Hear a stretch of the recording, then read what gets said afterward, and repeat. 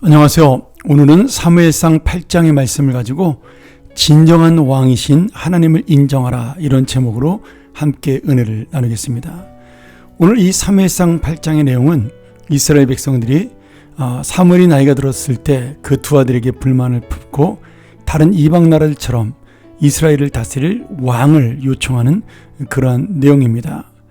당시의 이스라엘은 사사시대의 통치 체제를 갖고 있었기 때문에 왕이 없었죠. 왜냐하면 우리가 사사시대 때 배웠지만 하나님께서 그들의 왕이셨기 때문에 모든 이스라엘 백성은 다 평등하고, 그리고 하나님의 백성으로 하나라는 사실을, 그렇게 하나님을 의지하는 백성이 되기 위한 믿음의 나라로 세우기 위해서 하나님께서 그들에게 왕을 허락하지 않고 하나님이 직접 다스리는 나라로 삼아 주셨습니다. 그래서 사무엘은 선지하면서 제사장이었고 사사였죠.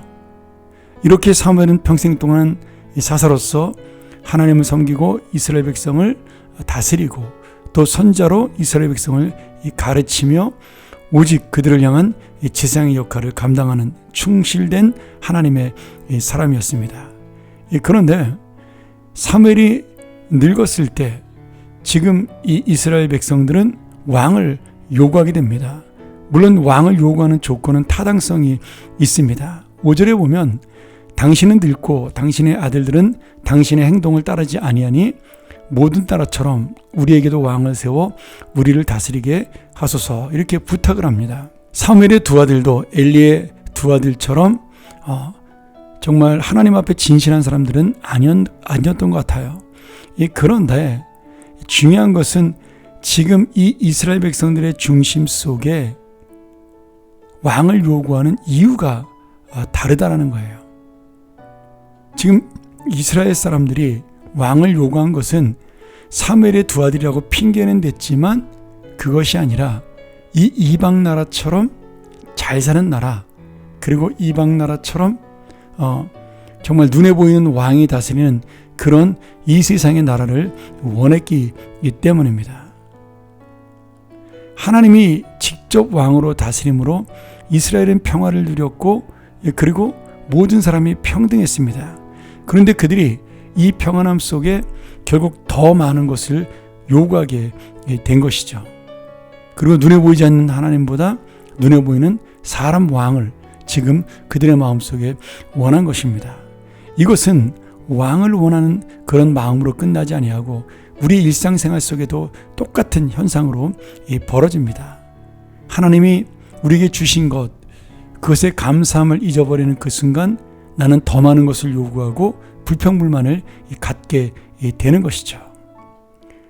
오늘 하나님을 의지하고 하나님께 예배하고 하나님을 따라갈 때 이스라엘 백성은 평화를 누릴 수가 있었습니다.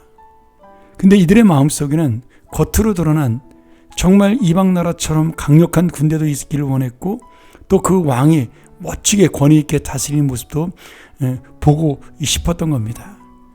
어쩌면 그것이 우리가 눈에 보이는 것을 따라가는, 그리고 눈에 보이는 것을 요구하는 우리들의 불신앙일 수도 있다라는 거죠.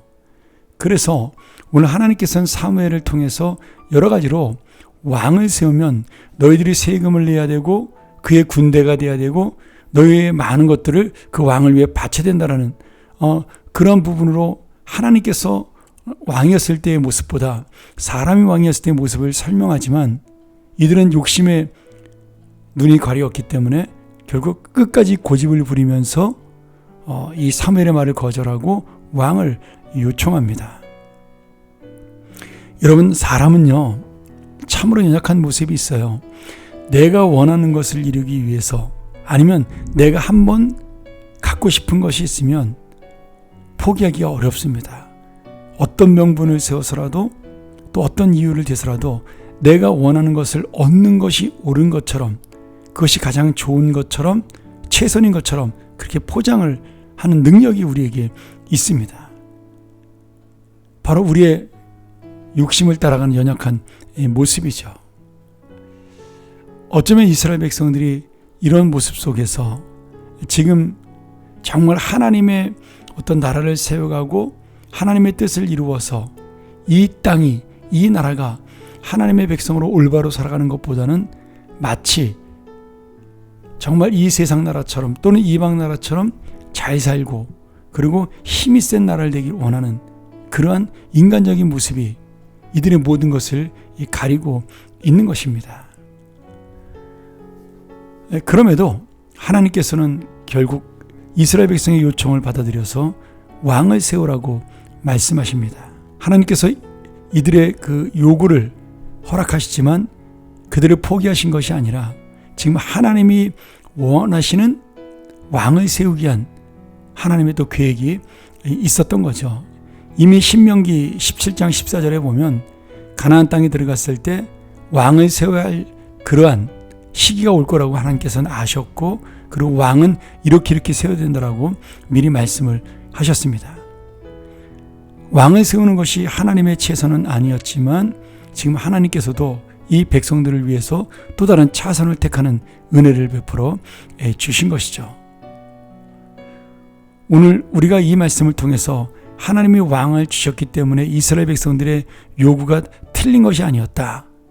그들의 요구도 맞는 것이다. 이렇게 착각해서는 안 됩니다. 오늘 하나님께서 이스라엘 백성을 긍휼히 여겨서 그들을 사랑하는 마음으로 왕을 허락하셨지만 결국 그들은 자신들이 세운 왕 때문에 굉장히 많은 어려움들을 당하게 됩니다. 오늘 그렇게 이 모습을 바라보면서 나는 지금 내 고집, 내 욕심을 채우기 위해서 끝까지 나아가는 사람은 아닌가. 정말 중요한 것이 내 앞에 있고 하나님의 그 놀라운 뜻이 있는데 그것보다 또 다른 것을 찾는 나는 아닌가. 이 왕을 요구하는 이스라엘 백성을 바라보면서 다시 한번 깨닫기를 원합니다. 오늘 내 인생에 하나님이 왕이 되실 때 정말 진정한 평안이 있고 가장 좋은 인생이 되고 가장 은혜로운 삶이 됩니다. 하나님의 다스림을 인정하는 그 믿음의 삶 속에 우리의 복이 있고요. 은혜와 안전이 있습니다. 오늘 나를 지키는 것이 무엇인가? 나를 인도하고 보호하는 분은 누구인가를 다시 한번 깨달으며 하나님을 진정한 왕으로 모시는 우리의 마음이 되기를 간절히 축원합니다. 함께 기도하죠. 하나님 아버지, 오늘 우리의 마음 속에도 내 욕심, 내 것을 이루기 위한 열망이 있음을 알고 깨닫게 하여 주시옵소서. 그것이 옳은 것이 아님에도 명분을 세우고 이유를 세우는 나의 악한 마음을 다시 한번 돌아보게 도와주시고 내가 하나님의 이 놀라운 은혜를 마음에 담고 정말 내 인생에 진정한 왕은 하나님밖에 없다는 사실을 마음속에 담는 귀한 은혜의 시간 될 수 있도록 이 말씀을 통하여 깨달음이 있는 귀한 은혜가 있을 수 있도록 인도하여 주시옵소서. 이 왕이신 하나님이 우리 인생을 돌보시고 지키시고 다스려 주시옵소서. 예수님의 이름으로 기도합나이다. 아멘.